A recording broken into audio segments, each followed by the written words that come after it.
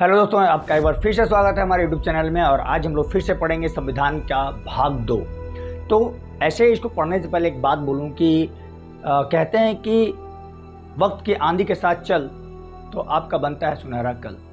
Actually आपको मेहनत करना चाहिए और जैसे जैसे वक्त बीतता है वैसे वैसे आपको और कड़ी मेहनत करनी चाहिए। तो चलिए हम लोग जल्दी से स्टार्ट करते हैं भाग 2 संविधान का, और उसमें क्या बताया गया है उसको हम लोग अच्छे से समझेंगे। तो चलिए वीडियो को स्टार्ट करते हैं जल्दी से।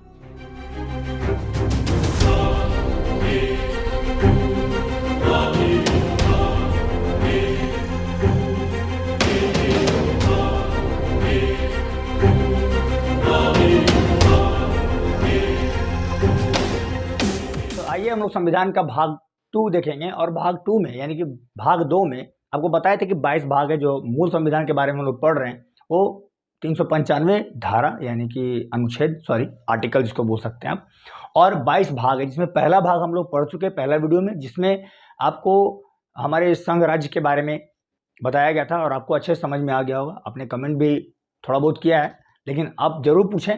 और आज हम लोग पढ़ेंगे संविधान का भाग 2। भाग 2 में अनुच्छेद 5 से 11 तक है जो हम लोग पढ़ रहे हैं। 5 से 11 तक में सिर्फ नागरिकता के बारे में दिया गया है। अब नागरिकता क्या होता है? नागरिकता का मतलब होता है संविधान में जब ऐसे देखिए सिटीजनशिप जो है ना, संविधान में जो हम लोग को नागरिकता मिलता है वो है क्या, उसको आपको बढ़िया समझना होगा।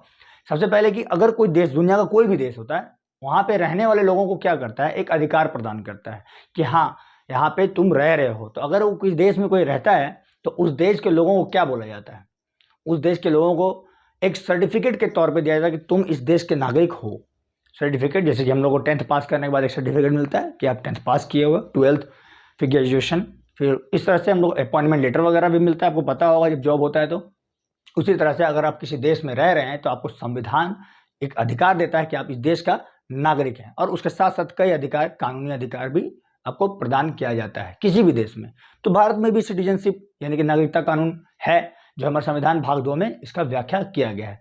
तो आप समझेंगे इसको बढ़िया से। तो चलिए हम लोग स्टार्ट करते हैं थोड़ा डिटेल में कि इसमें नागरिकता कानून होता क्या है, सिटीजनशिप क्या है। तो हम लोग बात करते हैं सिटीजनशिप का, जो नागरिकता का। तो नागरिकता किसी भी देश में, ऐसे हमारे देश में 3 प्रकार का है बोला जाता है, और ऐसे अन्य देशों में भी सिटीजनशिप का मतलब होता है कि मान के चलिए कोई व्यक्ति है, ठीक है, व्यक्तिगत आधार पे एक नागरिकता होता है। दूसरा जो नागरिकता होता है आपका वो सिटीजनशिप ही होता है यानी नागरिकता होता है, ठीक है, नागरिक बोल सकते हो आप। तीसरा जो होता है एक माइनॉरिटी होता है। माइनॉरिटी का मतलब अल्पसंख्यक, ठीक है। तो जो माइनॉरिटी होता है, जो अल्पसंख्यक होता है,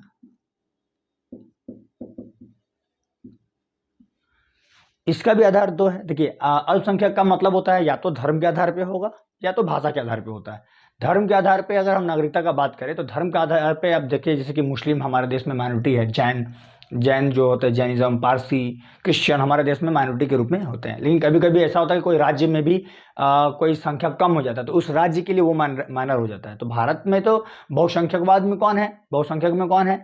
हम लोग का देश में बहुसंख्यक में हिंदू है। लेकिन कई ऐसा राज्य है जैसे दक्षिण भारत वगैरह में भी राज्य ऐसा है जहाँ पे वो अल्पसंख्यक में आ जाते हैं, क्योंकि वहाँ पे कोई अलग अलग धर्म, जैसे कि कोई राज्य में ऐसा है जहाँ पे ज़्यादा क्रिश्चियन को मानते हैं और अन्य भी चीज़।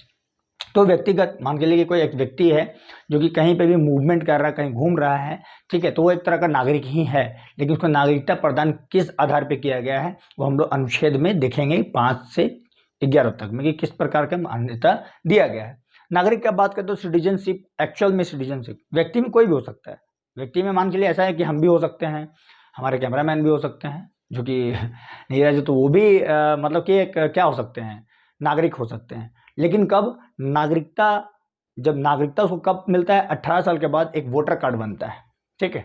तो वो वोटर कार्ड आपका एक प्रमाण है कि आप भारत देश का नागरिक है। अन्य देश में अलग अलग मतलब प्रावधान होगा, ठीक है। तो कोई व्यक्ति होगा व्यक्तिगत रूप से भी वो नागरिक है, लेकिन वो किस प्रकार का नागरिक है उस पर निर्भर करता है कि वो है कौन। हो सकता है कोई विदेशी भी आकर के देख रहा है, वो भी नागरिक है, पर विदेश का नागरिक है, भारत में आके घूम रहा है वो, ठीक है। मान के चलो कि वो झरिया वाला जो कोयला खदान है वो देखने के लिए आ गया कोई विदेशी, तो क्या वो भी एक तरह का नागरिक है, उसको कोई लोग परेशान नहीं करेंगे। लेकिन वो भारतीय नागरिक है कि नहीं है इस पर कोई अभी औचित्य नहीं, क्योंकि जब तक उसके पास कार्ड है कि नहीं। अब कौन सा कार्ड? वोटर कार्ड, जिस पे हम लोग वोट करते हैं, ठीक है, वो भी वही है जो हमारे भारत में नागरिकता को प्रमाणित करता है। अब बात करते हैं नागरिक, जो कि हम लोग हैं, जिसको 18 के बाद, 18 वर्ष होने के बाद जिसको वोट का अधिकार मिलता है वोटर आईडी के साथ, ठीक है, VID, वोटर आईडी कार्ड के साथ उसको मिलता है, वो एक नागरिक कहलाता है।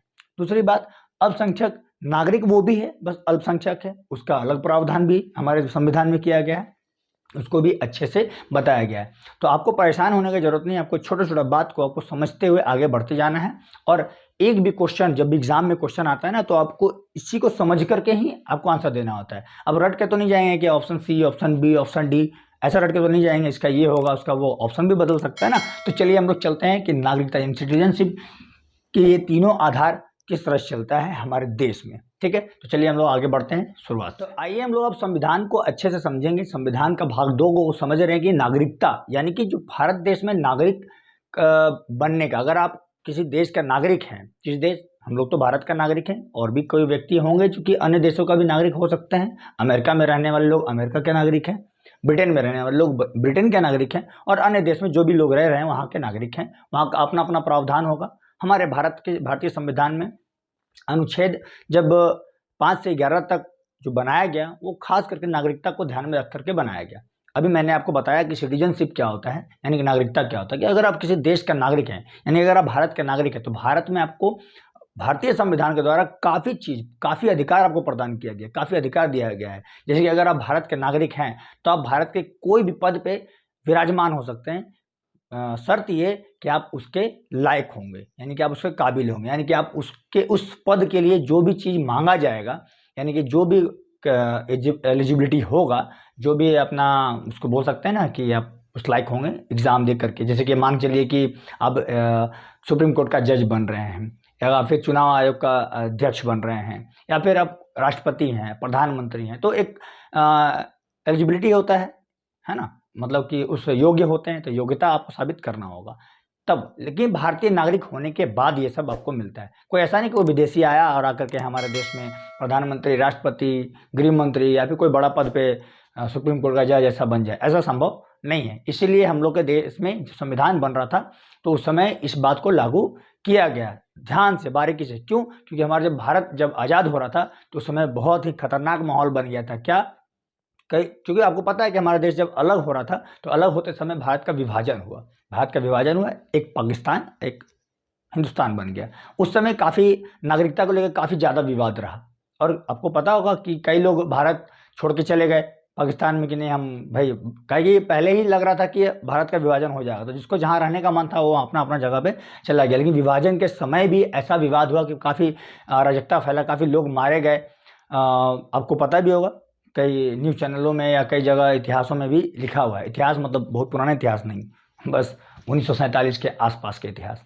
तो हम लोग बात करेंगे अनुच्छेद 5। अनुच्छेद 5 में बोला गया संविधान के शुरुआत से नागरिकता, अनुच्छेद 5 को जोड़ा गया। क्यों? क्योंकि अनुच्छेद के मतलब संविधान के शुरुआत का मतलब क्या? संविधान की शुरुआत माना जाता है 26 जनवरी 1950। आपको पता है किसी दिन हमारा संविधान देश में लागू हुआ था। लेकिन देश में जब लागू हो गया संविधान, तो इस अनुच्छेद 5 में संविधान के शुरुआत से नागरिकता कैसे लिया गया, किस आधार पर लिया गया, इस बात को आप समझिए। तो इसमें 3 बात आते हैं। हम लोगों को संविधान के शुरुआत से जो अधिकार मिला है जो नागरिकता का, वो 3 आधार पर मिला है। पहला, जन्म के आधार पर, मतलब उस व्यक्ति का जन्म भारत में ही हुआ हो तभी वो भारत के नागरिक हो सकते हैं, ठीक है। तो जन्म के आधार पर आपको भारत का नागरिकता मिलता है। दूसरा, माता पिता के जन्म के आधार पर, यानी कि अगर माता पिता का जन्म यहाँ पे हुआ है, मतलब भारत में हुआ है, और उसके बच्चे विदेश जाके पढ़ रहे हैं या विदेश में जन्म ले लिए हैं, तो वो भी भारत के नागरिक होने में मतलब उसको एलिजिबल है, मतलब उनको वो योग्य है कि भारत का नागरिक हो सकते हैं, ठीक। कई ऐसे लोग थे जो भारत में जन्मे, और जैसे कि आपको पता होगा कि ये सब इसलिए बनाया गया था क्योंकि आज़ादी के समय या आज़ादी का जो हम लोग कई क्रांतिकारी लोग जो थे, वो भारत से बाहर जाके भी हमारे देश के लिए क्रांति कर रहे थे, यानी कि मतलब आज़ादी की लड़ाई लड़ रहे थे, ठीक है। तो अगर उनके बच्चे वहीं रह गए और वहाँ जन्म लिए और वहीं पल्ले बढ़े, तो ऐसा नहीं कि उनको हम भारत का नागरिकता नहीं देंगे, बिल्कुल देंगे, क्योंकि वो क्रांतिकारी थे और हमारे देश के लिए भी लड़ रहे थे। ठीक है, जिसमें लाला हरदयाल भी आते हैं, लाला हरदयाल का नाम आप सुने होंगे। ठीक है, तो वो भी आते हैं और भी अन्य हैं जो कि बाहर देश में रह करके हमारे लिए, हमारे देश के लिए आज़ादी के जंग में काफ़ी मदद की है और लड़े भी। ठीक है, तो ऐसा तो नहीं है कि अब उनको भारत का नागरिकता नहीं मिलेगा, क्यों? क्योंकि वो भारत के जन्मे थे, इसलिए माता पिता के जन्म के आधार पर भी भारत की नागरिकता आपको मिलती है। ठीक है, कि मतलब भारत में जन्मे हैं तो अब भारत का नागरिकता है। अगर भारत में जन्मे और उनके बच्चे विदेश में जन्मे हैं तो वो भी भारत के नागरिकता होने के लायक हैं। ठीक है, उनको भी भारत के नागरिक होने का पूरा अधिकार है। अब संविधान लागू होने के 5 वर्ष पहले से भारत में रह रहे हों, मतलब कि अगर भारत में जब संविधान लागू हुआ था तो 26 जनवरी 1950 को भारत में संविधान लागू हो गया था। उससे 5 वर्ष पहले, मतलब लगभग 1945 के आसपास, यानी कि 45-44 में, तो वो भी भारत का नागरिक हो सकते हैं। कैसे? कई ऐसे विदेशी थे जो कि यहाँ पे भारत में ही रह गए। ठीक है, भारत आज़ाद होने के बाद भी, क्योंकि उनको भारत अच्छा लग गया, काफ़ी समय तक यहाँ रहे और वो रह गए भारत में ही। तो क्या हम उनको भारत का नागरिकता मिल जाएगा, मतलब भारत का नागरिक कहेंगे उनको? तो इसीलिए ये इसको जोड़ा गया हमारा अनुच्छेद 5 में, ये जोड़ा गया संविधान लागू होने के 5 वर्ष पहले से अगर वो रह रहे हों और संविधान लागू होने के बाद तक वो रहे हैं और मतलब वो रह रहे हैं यहाँ पे, तो वो भारत का नागरिक हो सकते हैं। क्यों? क्योंकि फिर उनको भारत का नागरिक होने का सर्टिफिकेट, जिसको बोलते हैं वोटर आईडी या भी जो भी चल रहा था उस समय तक, वो उनको प्रदान किया जा सकता है, यानी कि वो भी भारत के नागरिक हैं। तो उम्मीद करते हैं कि आपको ये जो अनुच्छेद 5 है संविधान के शुरुआत से नागरिकता, वो आपको समझ में आ रहा होगा। ठीक है, आपको बता दें कि नागरिकता शब्द का जो प्रयोग था या नागरिकता के बारे में सबसे पहले कौन बताए थे, आपको पता है? हम बता दें आपको, अरस्तु बताए थे। अरस्तु का नाम आप सुने होंगे। ठीक है, ऐसे फादर ऑफ पॉलिटिकल साइंस यानी कि राजनीतिक विज्ञान का इनको जनक भी कहा जाता है। वैसे आप देख सकते हैं। तो आगे हम लोग बढ़ते हैं अनुच्छेद 6 की तरफ। ठीक है, तो अनुच्छेद 5 को तो हम लोग पढ़ लिए। अब अनुच्छेद 5 में जो बता दिया गया नागरिकता के बारे में, आप तो समझ गए कि किस आधार पर हम लोग को भारत में जो नागरिकता है वो मिलता है। लेकिन अब अनुच्छेद 6 का बात करते हैं। तो अनुच्छेद 6 में बताया गया, क्योंकि भारत जब आज़ाद हुआ था उस समय भारत का विभाजन हुआ था। भारत का विभाजन होने के बाद भारत आज़ाद हुआ, आपको पता है।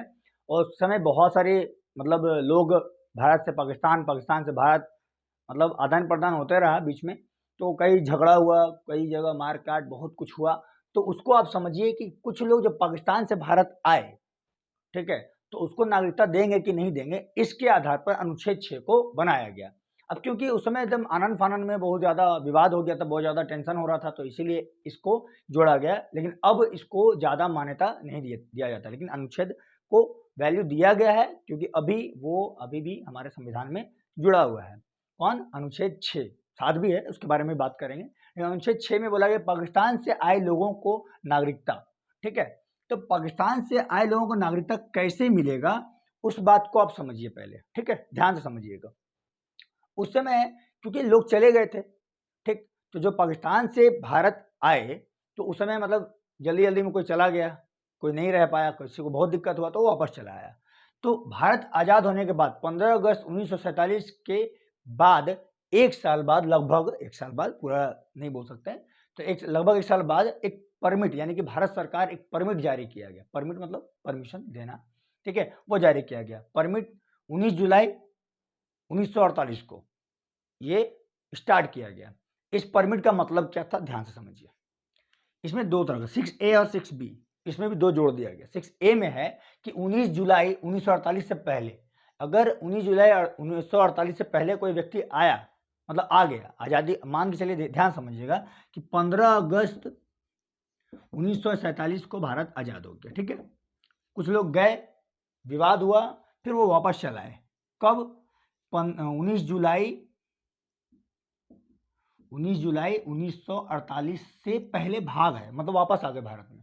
तो उस समय परमिट तो था नहीं, तो मतलब आ गए, तो उसमें कोई पूछने वाला भी नहीं है ना, कोई पूछाने कोई मतलब नहीं, बस भारत में आ गए, भारत का नागरिक है, क्योंकि उसके बाद हम यहीं पे रह रहे हैं। क्यों? क्योंकि वो परमिट से पहले आए थे। कौन? 6A बोल रहा है। 6A बोल रहा है कि 19 जुलाई 1948 से पहले अगर वो आ गए भारत में, तो फिर वो भारत के नागरिक हैं और रह भी रहे हैं अभी तक। ठीक है, कौन? जो पाकिस्तान से भागा है। ठीक है, अब बात करते हैं 6B का, कि अगर परमिट लग गया यानी कि 19 जुलाई 1948 के बाद, तो मतलब जारी कर दिया गया नियम कि आपको परमिट के थ्रू आना है। ऐसा नहीं कि तारों के नीचे से घुस के चले आए, तो फिर पता है आपको क्या होता है तारों के नीचे से आने से। ठीक है, तो 19 जुलाई के बाद जो परमिट लगाया गया उस समय, जैसे मान के चलिए ना ये बॉर्डर है ना, बॉर्डर है, तो बॉर्डर जब पार होकर वो आएंगे तो वहाँ पे कोई ना कोई ऑफिसर तो होंगे। ऐसा बॉर्डर खुला हुआ तो नहीं कि कोई घुस जाए आकर के, किसी भी देश का तो आगे घुस नहीं सकता हमारे देश में।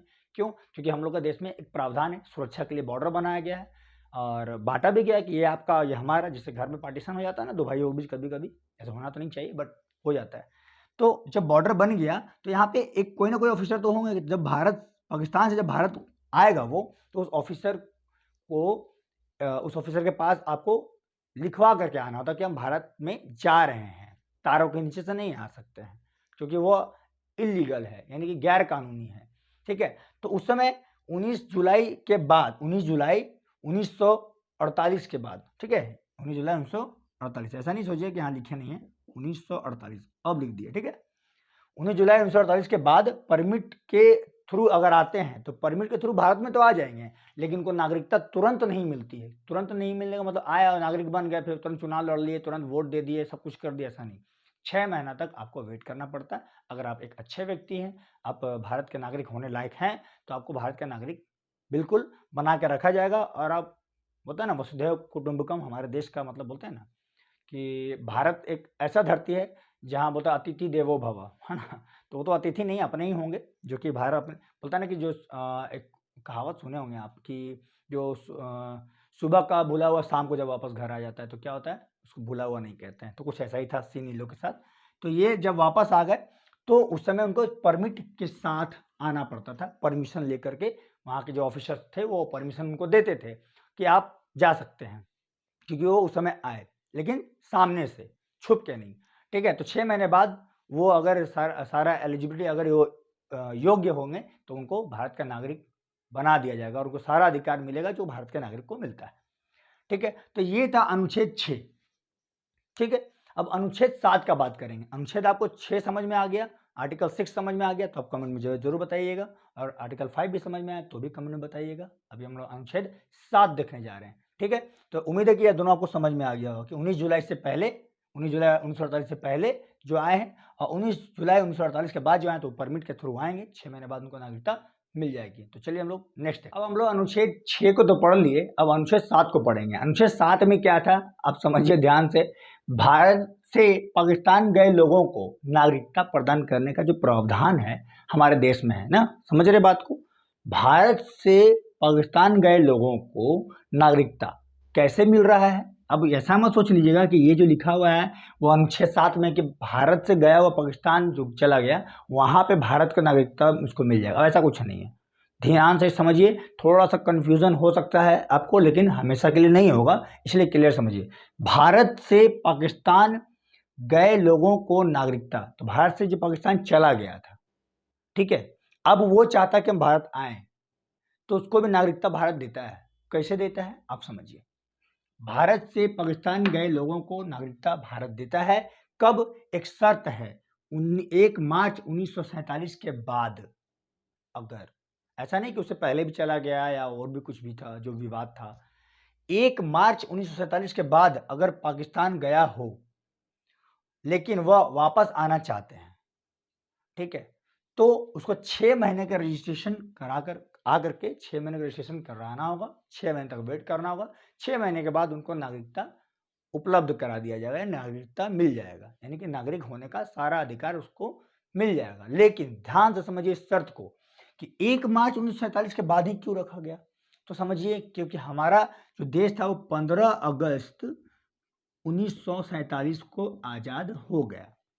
ठीक, तो 15 अगस्त से पहले कितना महीना पहले हो गया? मार्च, अप्रैल, मई, जून, जुलाई, लगभग 4-5 महीना पहले। तो ऐसा हुआ था कि जब भारत में जब विभाजन होने लगा, विभाजन का पूरा हवा बन गया था पहले ही, बोलता है ना लोग कि पहले माहौल बना दिया जाता है लोगों का। तो माहौल बन गया था कि भारत में बंटवारा हो जाएगा। तो जो लोग चाहते थे सोचे कि नहीं भाई कंफर्टेबल हो जाए, पहले ही निकल लेते हैं, तो लगभग 1 मार्च 1947 तक सब चले गए थे। तो वही बोला गया कि 1 मार्च 1947 के बाद पाक गया हो, ठीक है, यानी पाकिस्तान गया हो और लेकिन वो भारत आना चाहते हैं, तो इसी 5 महीने के दौरान के लोगों को भारत में वापस आने के बाद भारत की नागरिकता मिलता है, यानी कि भारत के नागरिक होने का हर वो अधिकार मिलेगा, लेकिन एक शर्त वही कि आपको 6 महीने का रजिस्ट्रेशन कराना होगा, यानी परमिट वगैरह जो सिस्टम था वो कराना होगा और आपको रुकना होगा यहाँ पे 6 महीने तक। उसके बाद आपको उसके बाद अधिकार मिल जाएगा, यानी कि तब आप भारत के नागरिक हो सकते हैं और भारत का नागरिक होना अपने आप में गर्व है, ठीक है। आपको पता है कि वी आर इंडियन और भारतीय नागरिक पूरे देश में, पूरे विदेश में, विश्व में अपने नाम का परचम लहराते हैं क्योंकि हम भारतीय हैं और भारतीय होने पर हमें गर्व होना चाहिए, ठीक है। तो आपको अनुच्छेद 7 समझ में आ गया होगा कि जो लोग 1 मार्च 1947 के बाद अगर पाकिस्तान चले गए, ठीक है, और आज़ादी के बाद वो आना चाहते हैं तो उनको भी भारत नागरिकता देता है। वही जो थोड़ा देर पहले मैंने कहा कि जो सुबह का भूला हुआ शाम को वापस आना चाहता है तो उसको भारत वापस लाना चाहता है, ला भी सकता है और लाएगा भी अगर वो आना चाहे तो। ऐसा नहीं कि पैर पकड़ खींच लेके चले आए हम लोग, वैसा नहीं है, ठीक है। तो हम लोग समझेंगे अनुच्छेद 8 को। एक बात और समझ लीजिए आप कि अनुच्छेद 6 और 7 अब ज़्यादा सीरियस नहीं है क्योंकि वो विभाजन के समय उत्पन्न हुआ स्थिति के कारण बना था। अब वैसा कुछ खास नहीं, अभी भी सीएए, एनआरसी सब के लिए विवाद हो रहा है, इसी के आधार पे हो रहा है, ठीक है। ज़्यादा कुछ नहीं, एकदम मतलब क्लीन एंड चिट बोलते हैं, सॉरी क्लीन चिट, ठीक है, नीट एंड क्लीन है वहाँ पे कि उसमें क्या लिखा हुआ है, उसके आधार पे अगर आपके पास पेपर है तो आप भारत के नागरिक हो सकते हैं।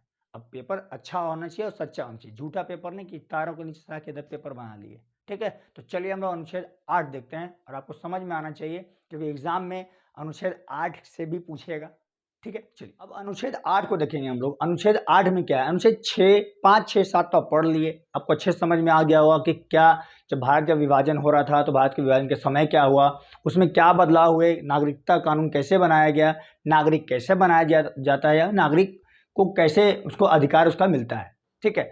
तो हम लोग का देश में नागरिक का अधिकार मिलना, नागरिकता बनना या नागरिकता प्रदान करना या नागरिकता ले लेना, इस सभी के प्रावधान को लिखा गया अनुच्छेद 5, 6, 7 इस सभी में देखा गया, ठीक है। अब हम लोग देखेंगे अनुच्छेद 8, ठीक है। अनुच्छेद 8 में कोई बहुत बड़ा बात नहीं है, तो लिखा हुआ देख भी रहे होंगे कि भारत के बाहर रह रहा व्यक्ति का बच्चा, समझे, ध्यान से समझिएगा, भारत के बाहर रह रहा व्यक्ति का बच्चा भारत का नागरिक होगा यदि, मतलब वही जो व्यक्ति जो है, माता पिता मतलब कौन, वही व्यक्ति, ठीक है। तो यदि उसका माता पिता भारतीय हों, अब एग्जाम्पल के तौर पे सुंदर पिचाई को ले लीजिए, सुंदर पिचाई भारतीय हैं, ठीक है, वो अमेरिका के गूगल के सीईओ हैं, है ना, मान लीजिए। तो उसमें क्या है कि अगर उनके कोई बच्चे होंगे तो क्या वो भारत का नागरिक नहीं होगा, उनको भारत का नागरिकता नहीं मिलेगा? बिल्कुल मिलेगा क्योंकि वो उनके माता पिता मूल रूप से भारतीय हैं।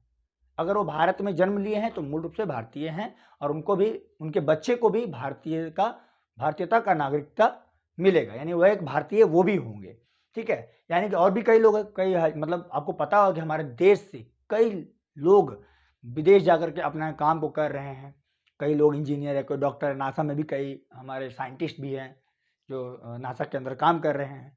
तो कई ऐसे व्यक्ति हैं जो कि भारत के हैं मूल रूप से और बाहर जाके काम कर रहे हैं, बाहर जाके रह रहे हैं, बहुत जाके मतलब कि वहाँ पे डॉक्टर, इंजीनियर, साइंटिस्ट ये सब बने हुए हैं। तो जब उनके नन्हे मुन्ने बच्चे होंगे तो क्या वो भारत के नागरिक नहीं होंगे? उनको भी भारत की नागरिकता मिलना चाहिए और वो भी भारत के नागरिक होंगे। शर्त क्या? यदि उनके माता पिता यानी कि वही व्यक्ति जिनके बच्चे हैं, बच्चे हो रहे हैं, ठीक है, वो भी भारतीय होंगे मूल रूप से, ठीक है। वो कैसे भारत के नागरिक होंगे वो तो आपको पहले ही बता चुके हैं अनुच्छेद 5 में।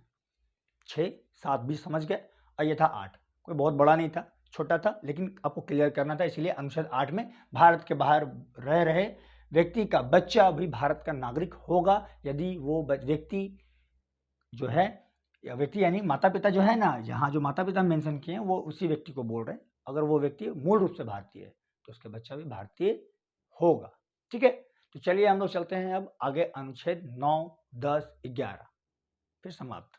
हम लोग भाग 2 का अनुच्छेद 5, 6, 7, 8 देख लिए, ठीक है। आपको अच्छे समझ में आ गया होगा कि 5, 6, 7, 8 में क्या बोला गया। लेकिन अब देखेंगे अनुच्छेद 9, 10 और 11, भाग 2 खत्म, ठीक है।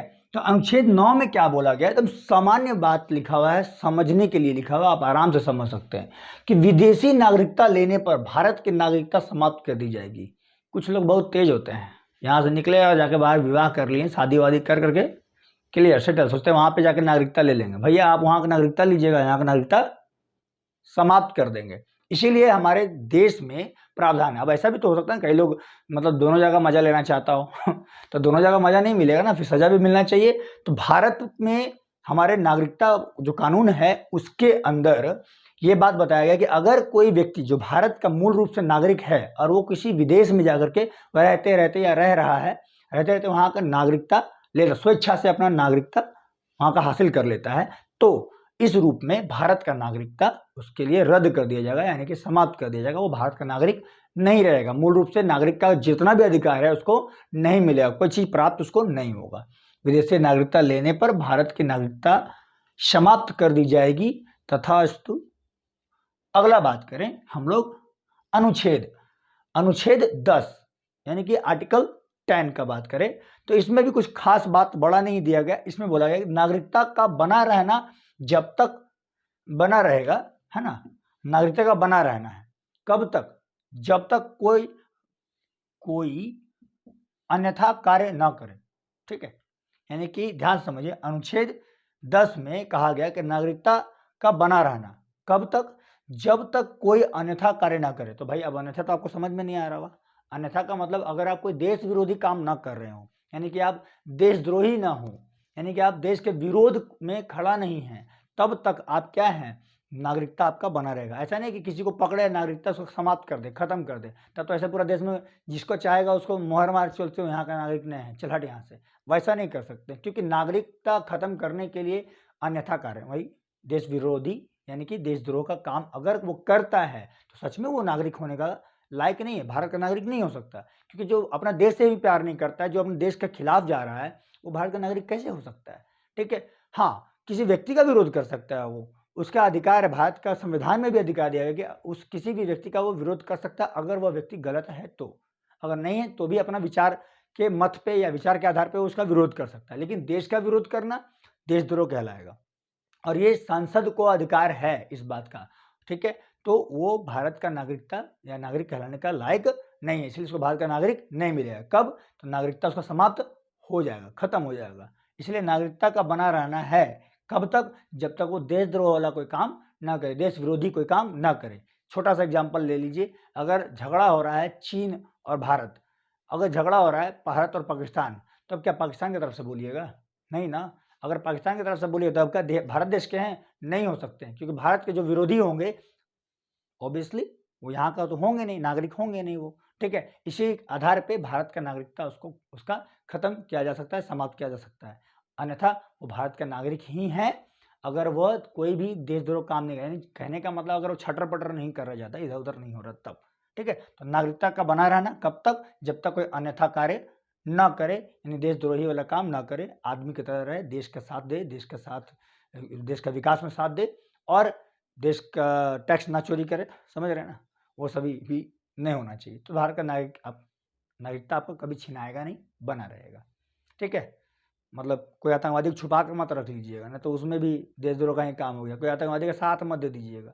अगर गलती कहीं हो भी गया है तो उसमें अगर आप गलत नहीं हैं तो भी आपके लिए कोर्ट है, कानून है, उसका फैसला कोर्ट करता है, कानून करता है। चलिए हम लोग आगे बढ़ते हैं अनुच्छेद 11 में। 9-10 तो क्लियर है। अनुच्छेद 11 का बात करें, नागरिकता का कानून संसद बनाएगी।